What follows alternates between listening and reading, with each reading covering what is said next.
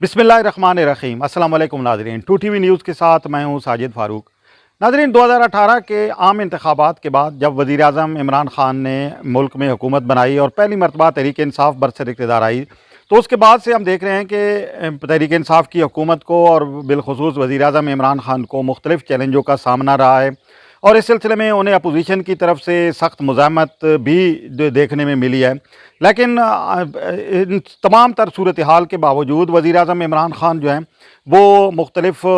जो मसाइल उनके लिए पैदा होते रहे हैं, मुश्किलात पैदा होती रही हैं और अपोजिशन की तरफ से जो रुकावटें पैदा होती रही हैं उनको नज़रअंदाज करते हुए आगे बढ़ते रहे हैं। लेकिन इससे पहले ये था कि उन्हें अपोजिशन की तरफ से मज़ामत का सामना था, लेकिन अब उन्हें पार्टी के अंदर से भी एक ग्रुप की तरफ से जो है वो अब मज़ामत का सामना करना पड़ रहा है और बिलख़ुसूस पाकिस्तान तहरीक इंसाफ की हुकूमत के बानियान में शामिल जो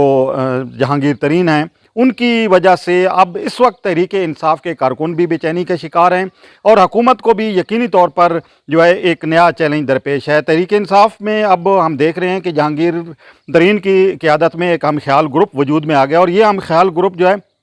वो पाकिस्तान तहरीक इंसाफ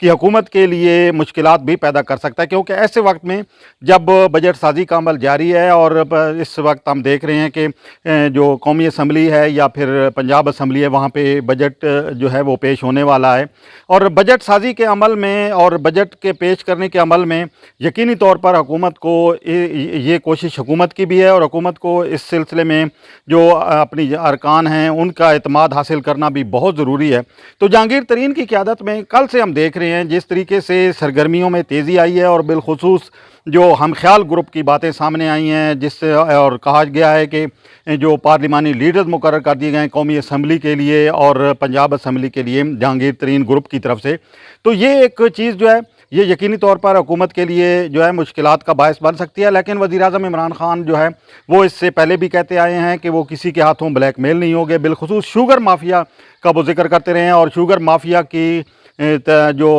हम देख रहे हैं कि जो पहले भी मुल्क में चीनी की कीमतें बढ़ाने की वजह से